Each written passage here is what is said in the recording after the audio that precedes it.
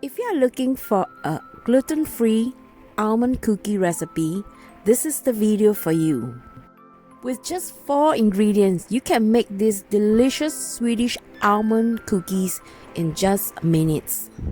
This is the kind of cookies you will find in most Swedish homes, fika. My name is Estee. You are watching Estee in Sweden. It was raining heavily while I was recording this video. Just in case you wonder what is that sound behind on the background. Almond paste is quite widely found in supermarket here.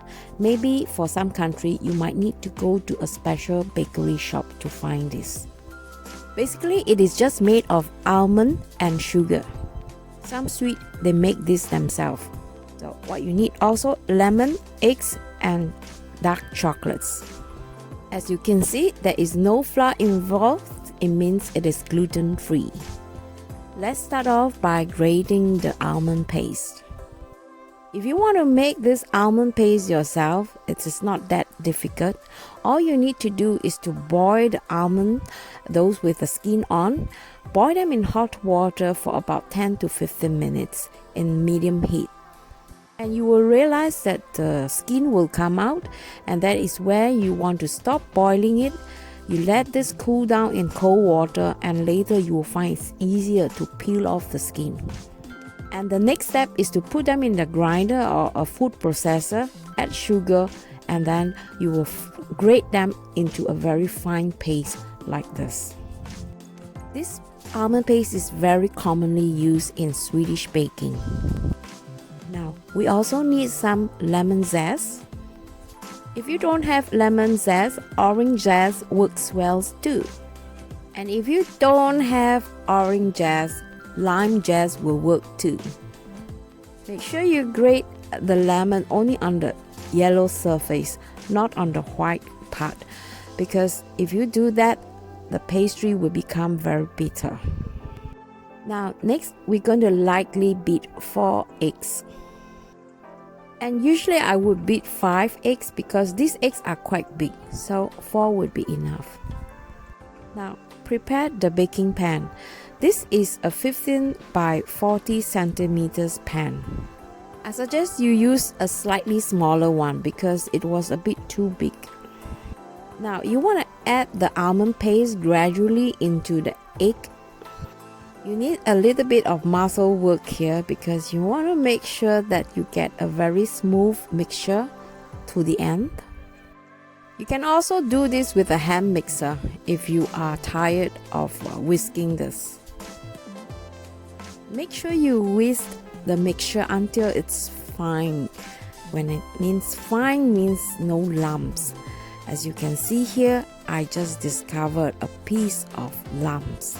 So what I did is just to remove them.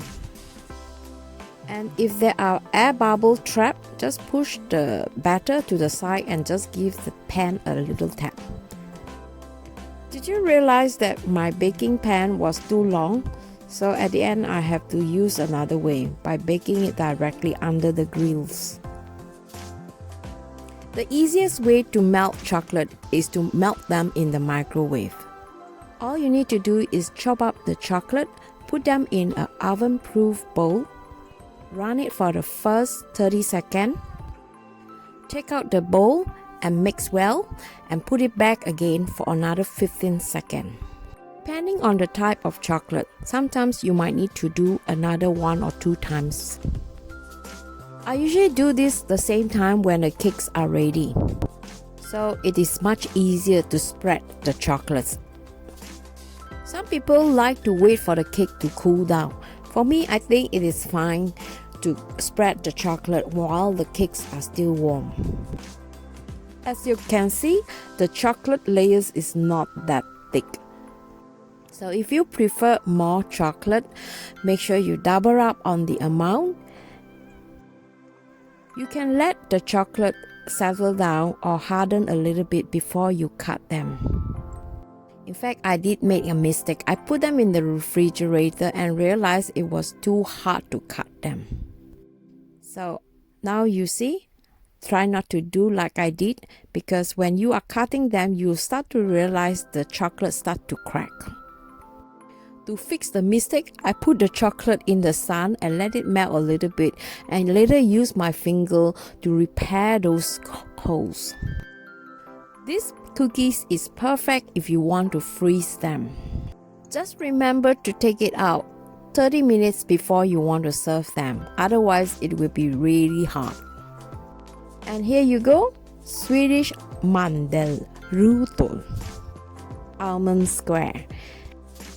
If you like this recipe, do give a thumbs up to support this channel. Let me know in the comment if you have tried them. I like to eat these cookies with my clove tea. So now I'm going to show you how to pick them, dry them, and make tea. Make sure you check out with the doctor before you drink clove tea. And here are the benefits.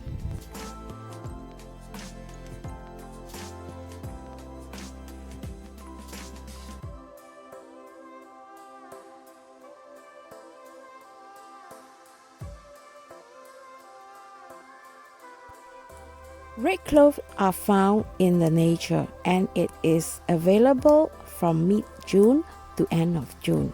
So make sure you pick them early before the bee come.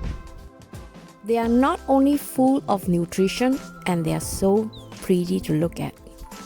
And this is how the leaves look like. There are white clove and red clove. I prefer to pick this red clove because they are so pretty, and it can be used as decoration too. So when picking, you want to pick them together with the leaves. According to the expert, they said the leaf also contain a lot of nutrients.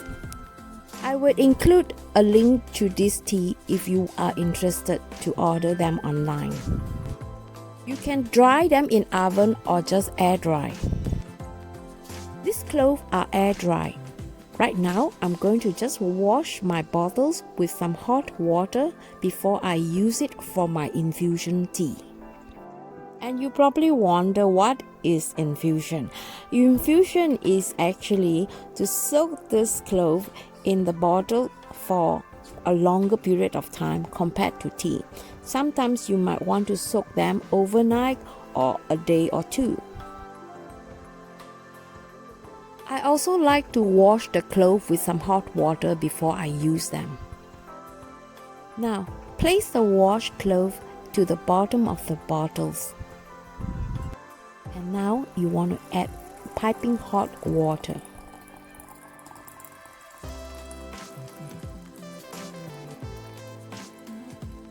This is a half-liter jar, and it should be enough for me for 1 day consumption.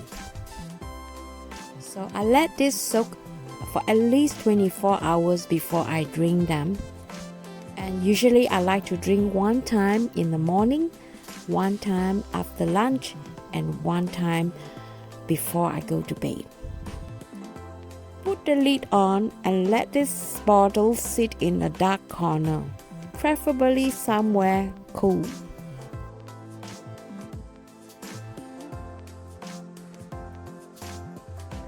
Being a woman over 50 years old, this is something we should drink more often because it helps to solve all the woman's problems.